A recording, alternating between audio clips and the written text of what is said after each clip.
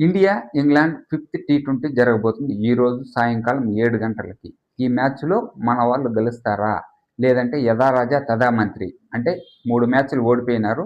ఇది చివరి మ్యాచ్ కాబట్టి ఈ మ్యాచ్‌లో అయినా గెలవాలని మనమందరూ కోరుకుంటున్నాము.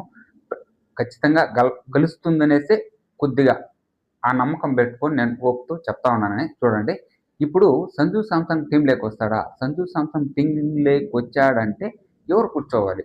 వైభవ్ సూర్యవంశీ కూర్చోవాలా? లేదంటే ఇషాన్ కిషాన్ కూర్చోవాలా? లేదంటే తిలక్ వర్మ కూర్చోవాలా? ఎవరు కూర్చుంటారు? గౌతమ్ గంభీర్ హర్ట్ అవుతాడా? ఎందుకంటే సంజు శాంసన్‌ని ఆడిపిచ్చే అంత ఇది చేస్తాడా? ఎందుకంటే థర్డ్ మ్యాచ్‌లో సంజు శాంసన్ వీ వాంట్ సంజు అనేసి మాట్లాడుతా ఉంటే ఈరోజు ఏమైనా ఆడిపిస్తారా అనేసి. అంటే నాకు తెలిసి ఖచ్చితంగా సంజు శాంసన్‌ని ఆడిపిచ్చరనేసి నేను అనుకుంటా ఉన్నానండి. ఇక్కడ చూడండి, ఇప్పుడు గ్రౌండ్ ఈ గ్రౌండ్ కూడా సేమ్ అన్ని గ్రౌండ్‌ల లాగానే చాలా పెద్దదిగానే ఉంటుంది. ఈ గ్రౌండ్‌లో యావరేజ్ టోటల్‌గా ఎన్ని మ్యాచ్‌లు జరిగినాయి? టోటల్‌గా 13 మ్యాచ్‌లు జరిగినాయి. ఆ 13 మ్యాచ్‌ల్లో ఇప్పుడు ఫస్ట్ బ్యాటింగ్ చేసి 9 సార్లు విన్ అయినారు. సెకండ్ బ్యాటింగ్ ఆడి 4 సార్లు మాత్రమే విన్ అయినారు. ఇక్కడ యావరేజ్ స్కోర్ వచ్చి 179గా ఉంటుంది. ఇక్కడ మనకి ఫస్ట్ బ్యాటింగ్ ఆడడమే కొద్దిగా మనకి అనుకూలిస్తుంది. టాస్ గెలిచిన క్యాప్టెన్లు ఏది తీసుకుంటారో మనకు తెలీదు. నేనైతే ఇండియా ఖచ్చితంగా గెలవాలనే కోరుకుంటున్నాను. ఎందుకంటే ఈ మ్యాచ్‌లో వైభవ్ సూర్యవంశీ బాగా ఆడాలి.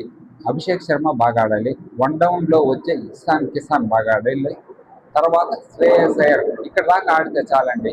మన స్కోరు ఆటోమేటిక్‌గా 170, 180 గ్యారెంటీగా వస్తుంది. తర్వాత వచ్చే స్కోర్ ఎక్స్ట్రా అనేసే అనుకోవాలి. ఎందుకంటే టీమిండియాలో మంచి బ్యాటర్లు ఉండారు. కానీ అక్కడ వాళ్ళేసే బౌన్సులకి మన వాళ్ళు కొట్టడం, క్యాచ్ ఇవ్వడం, వెళ్ళిపోవడం. కొట్టడం, క్యాచ్ ఇవ్వడం, వెళ్ళిపోవడం. కానీ మన వాళ్ళు వేసే బౌన్సర్‌ని వాళ్ళు బాగా యూజ్ చేసుకుంటా ఉన్నారు. ఎందుకంటే ఇంగ్లాండ్ పిచ్‌ల్లో వాళ్ళకి చాలా అనుభవం ఉంది కాబట్టి వాళ్ళు ఒక్క మ్యాచ్ కూడా ఓటమి లేకుండా దూసుకొని వెళ్ళిపోతా ఉన్నారు. మన ఇండియా వాళ్ళు మాత్రం చితకలు పడతా ఉన్నారు.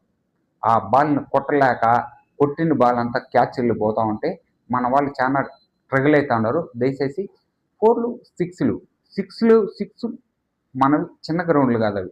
6లు కొట్టాలంటే చాలా కష్టం. మన టీమిండియా టోటల్‌గా ఒక 10 6లు కూడా కొట్టలేదు. మహా అంటే ఒక 6 6లు కొడితే ఎక్కువ. 4లు ఎక్కువ కొట్టేదానికి చూడండి. డబుల్‌లు, సింగిల్‌లు తీసేదాని మీద ప్రయత్నించండి. మన టీమిండియా గెలవాలని మనం కోరుకుందాం.